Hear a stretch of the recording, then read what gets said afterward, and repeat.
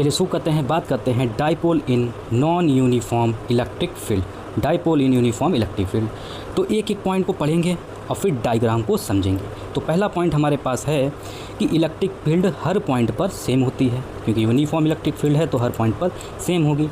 Dipole पर equal force लगता है, बिल्कुल सही बात है। जब इलेक्ट्रिक फील्ड ही यूनिफॉर्म है, हर पॉइंट पर इलेक्ट्रिक फील्ड सेम है, तो इन पर जो फोर्स लगेगा वो क्या लगेगा, इक्वल लगेगा, लेकिन डायरेक्शन में अपोजिट लगेगा। ठीक है, क्योंकि ये पॉजिटिव चार्ज है और ये वाला अपना नेगेटिव चार्ज है, ये पॉजिटिव चार्ज है।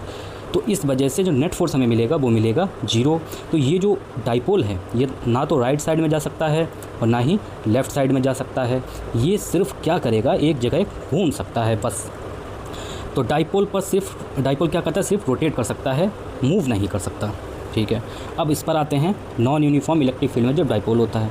पहला पॉइंट हमारा है इलेक्ट्रिक फील्ड हर पॉइंट पर डिफरेंट होती है, बिल्कुल सही बात है। इलेक्ट्रिक फील्ड लाइन जितनी पास में होंगी उसका इफेक्ट उतना ही ज़्यादा होगा, इलेक्ट्रिक फील्ड लाइन जितनी दूर होंगी उसका इफेक्ट उतना ही कम होगा। दूसरा पॉइंट ये है डाइपोल पर अनइक्वल फोर्स लगते हैं, बिल्कुल सही बात है।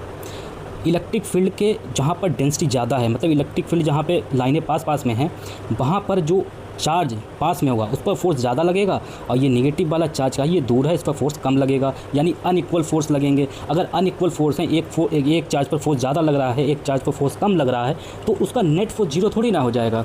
तो उसका नेट फोर्स 0 नहीं होता है, क्योंकि अनइक्वल फोर्स हैं।